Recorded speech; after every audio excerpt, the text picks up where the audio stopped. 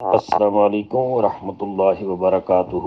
معزز خواتین و حضرات، میں ڈاکٹر شہباز چشتی امریکہ سے آپ کو اسلام محبت اور دعا پیش کرتا ہوں۔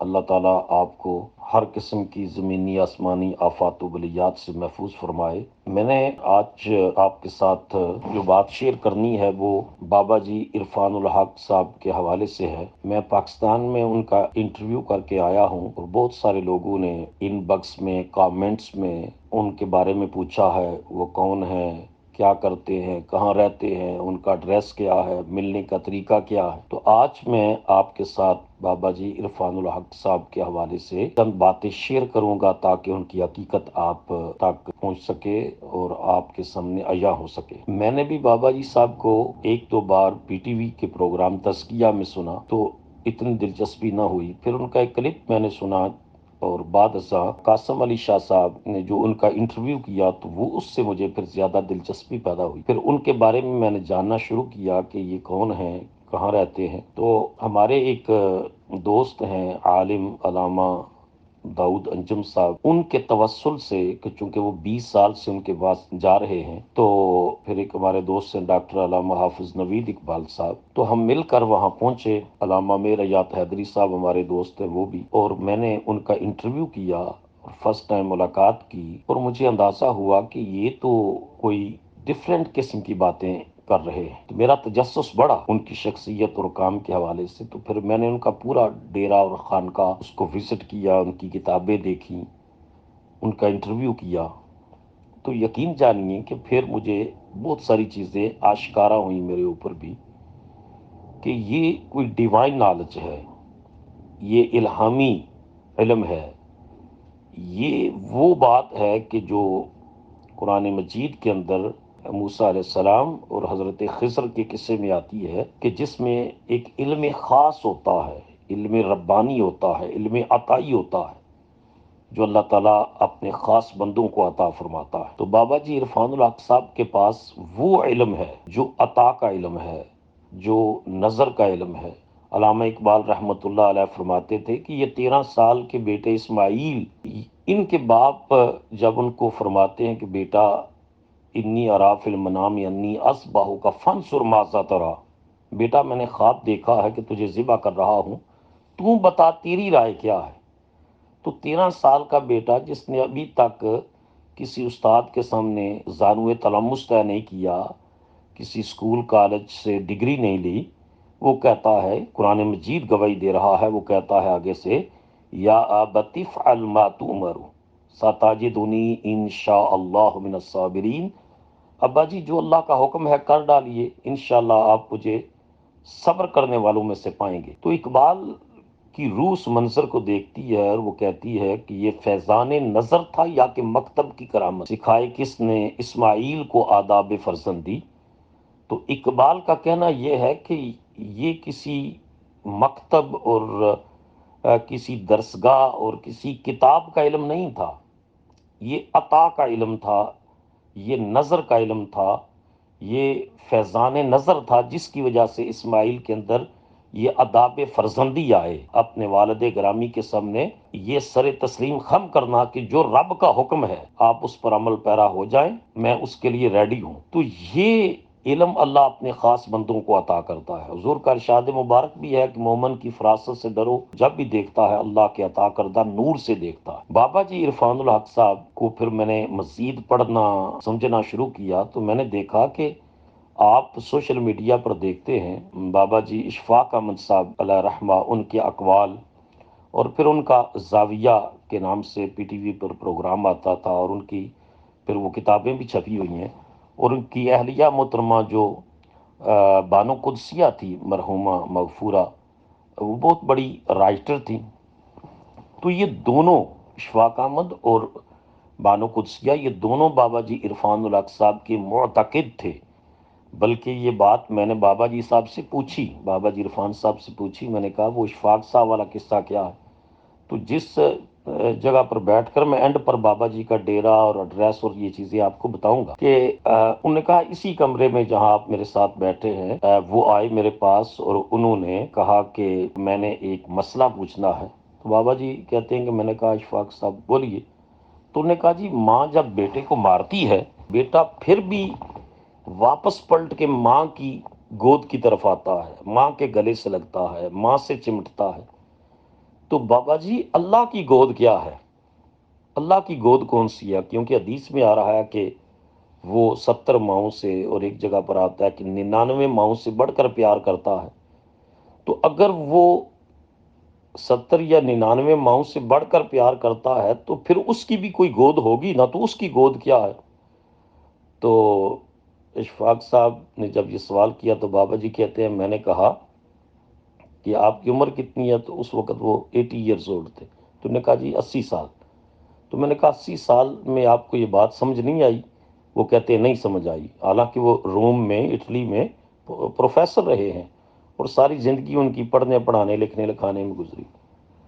تو بابا جی نے فرمایا اشفاق احمد صاحب اللہ کی گود توبہ ہے۔ اللہ اکبر! اللہ کی گود توبہ ہے، اللہ کی گود شرمندگی ہے، اللہ کی گود استغفار ہے۔ تو بابا جی سے میں نے اس بات کی تصدیق کی اور دوبارہ ان کی زبان سے سنا، وہ کہتے ہیں لٹرلی اشفاق احمد صاحب انہوں نے رونا شروع کر دیا۔ انہوں نے کہا کہ یہ بات آج تک مجھے کسی جگہ سے نہیں ملی جو آپ نے یہ بات مجھے بتائی ہے۔ اور پھر آپ دیکھ لیں قاسم علی شاہ ان کو اپنا روحانی استاد مانتے ہیں، اور ان کو یہ پچھلے دنوں بھی صوفی کانفرنس کی لاہور میں، تو ان کا programme as a chief guest بابا جی وہاں تشریف لے گئے اور انہوں نے لیکچر ڈلیور کیا جو ریکارڈ کے اوپر ہے۔ پھر عمران خان یہ جو ایاک نعبد و ایاک نستعین پڑھتے ہیں، یہ بابا جی کا عطا کردہ ورد اور تسبیح ہے۔ بلکہ پچھلی مرتبہ جو ہے بابا جی نے یہ بات بتائی بھی کہ یہ عمران خان جب وہ اسٹیج سے گرے تھے تو ان کے ڈاکٹرز نے، اور انگلینڈ کے ڈاکٹرز اور شوکت خانم، ان نے کہا تھا کہ آپ ٹھیک نہیں ہو سکتے، 2 سال بیڈ ریسٹ چاہیے۔ تو بابا جی نے دم کیا اور ان کو علاج تجویز کیا، اور ساتھ کہا کہ 15 دنوں کے بعد آپ بیڈ سے اٹھ جائیں گے اور ایکسرسائز بھی کریں گے، اور ایگزیکٹلی ایسا ہی ہوا۔ تو یہ ایک بہت بڑی روحانی شخصیت ہیں۔ وہ سٹک کے ذریعے ابھی تک 30 لاکھ کے قریب، بابا جی نے یہ خود بات بتائی، مریضوں کا علاج کر چکے ہیں۔ انسان کے یا روحانی امراض ہوتے ہیں یا اس کے جسمانی امراض ہوتے ہیں، یا جسم بیمار ہوتا ہے یا روح بیمار ہوتی ہے۔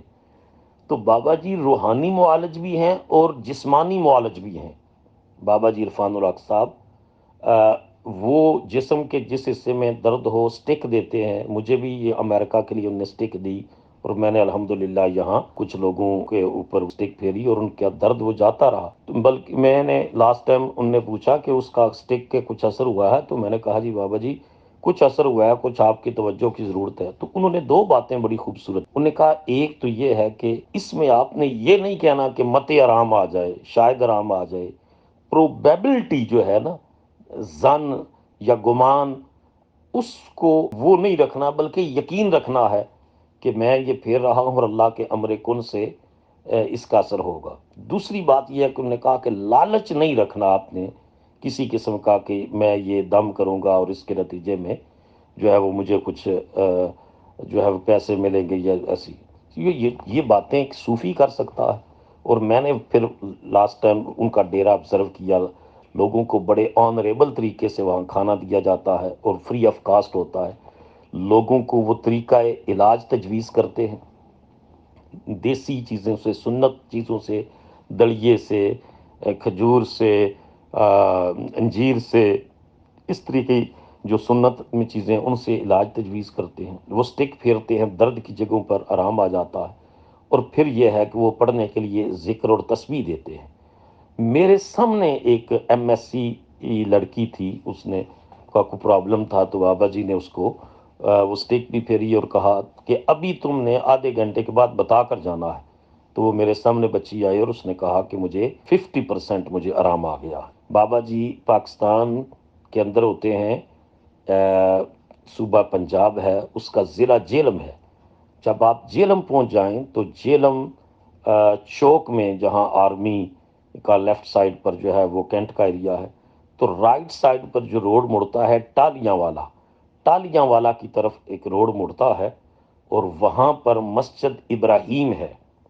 آپ مسجد ابراہیم میں تشریف لے جائیں گے تو اگر آپ دن کو 11-12 بجے جائیں تو جا کر لنگر شریف بھی، ابھی تو رمضان شریف چل رہا ہے، تو رمضان شریف کے بعد آپ جائیں تو دن کو لنگر بھی کھائیں، اور پھر 1 سے 1:30 بجے سے لے کر کے بابا جی پھر 5-6 بجے تک بیٹھتے ہیں۔ اور دلچسپ بات یہ ہے کہ کوئی فیس نہیں، دلچسپ بات یہ ہے کہ آپ کو پرچی لے کر بیٹھنا ہے، اور آپ کو وہ علاج بھی تجویز کریں گے، آپ کو تسبیح بھی دیں گے، اور سینکڑوں لوگ جو ہے وہ وہاں، ان کو اللہ تعالیٰ نے شفا یابی نصیب فرمائی ہے، اور میرے سامنے میں نے دیکھا ہے لوگوں کو کہ وہ شفا یاب ہو کر جا رہے تھے، اور کوئی تصنع اور بناوٹ نہیں، کوئی غرض اور لالچ نہیں، وہ سارا اللہ کی رضا کے لیے کام کر رہے ہیں۔